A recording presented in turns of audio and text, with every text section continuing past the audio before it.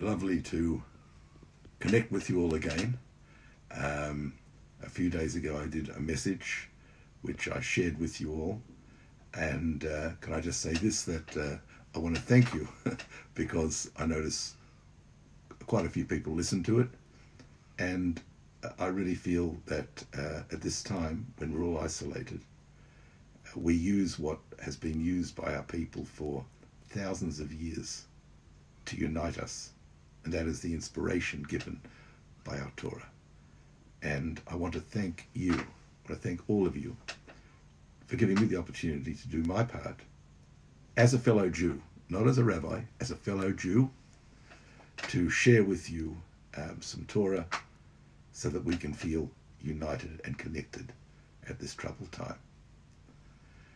Can I also say that, of course, our leaders, both our health experts and our government leaders, who I trust impeccably, have been giving us various protocols over these past few weeks, which of course is for the health and wealth of our nation. And please God, these will work and have the desired effect of overcoming this terrible crisis that we are all reaping the effects of at the moment. You know, you hear various views, and of course one of the things that why we're so isolated at the moment as Jews is because, of course, all places of worship have been closed down. That synagogues, churches, mosques, and the truth is that we should all listen to that. It's a mitzvah to listen to it, and for two reasons. Firstly, Dina Mahos Dina, the law of the land is law.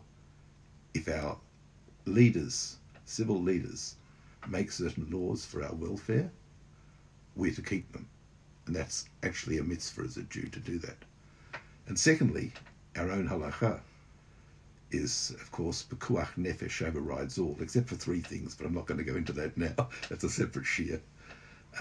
And therefore, even if it's a sophic, a doubt whether going to shul would affect others or not, but there is some chance it will affect the health of others, that actually in halacha, we take a strict view and we don't go to shul.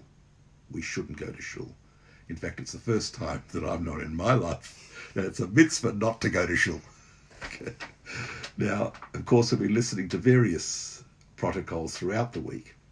We listen to the news all the time, and we hear some more regulations at this time, and so it goes on. And there's always a debate between the media as to whether these rules are too harsh or too lenient. And of course, as long as people are not scoring political points on them, of course everybody has an idea as to what they think should be the direction. Unfortunately, a lot of people have lost their jobs, and there's a lot of people hurting out there, and we feel for them. We feel with them and feel for them. Now, the truth is that you know, we see what's going on, but how should we feel as Jews? Of course, we feel empathy, and whatever we can do to help those who are suffering, we should do. It's a mitzvah to do so. Of course, we feel that empathy, but how should we be feeling ourselves emotionally regarding the situation within ourselves? Now, I'm going to share with you a beautiful thought from this week's Torah reading, Vayikra.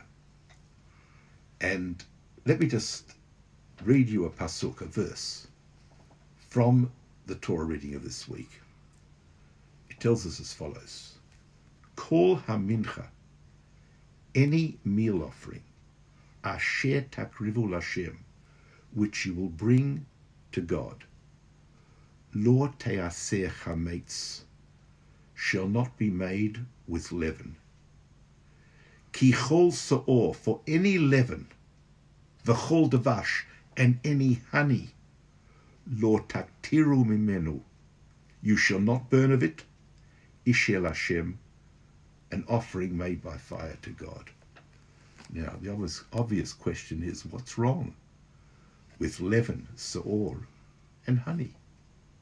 Why is it that we can't actually bring these two ingredients as an offering to God for the meal offering? I read a beautiful commentary by Menachem Sion. It's called a commentary Menachem Sion. Interesting enough, this Menachem Sion, who was Menachem Sion? The author it's a Torah commentary, and the author is Menachem ben Sion Sachs. Menachem ben Sion Sachs, who was born, I think, around 1897 and died, I think, in 1987.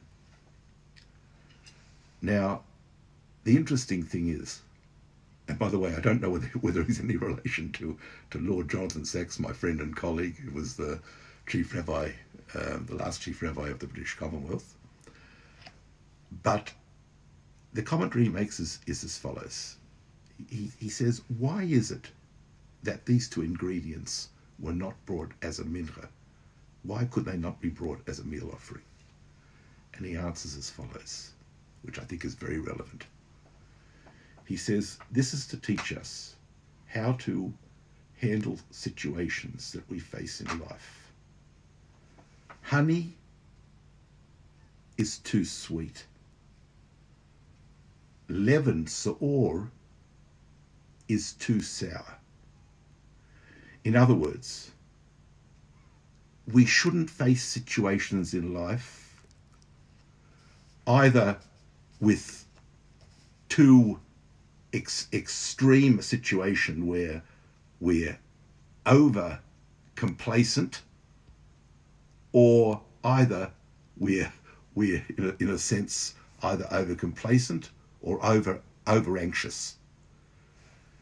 In other words, no extremes. No extremes.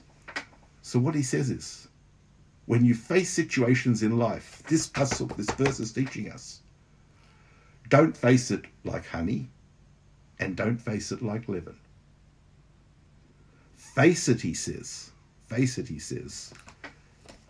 in a middle course. A middle course. Be sensible. And in fact, Rambam, Maimonides, takes this lesson as the way we should be living life.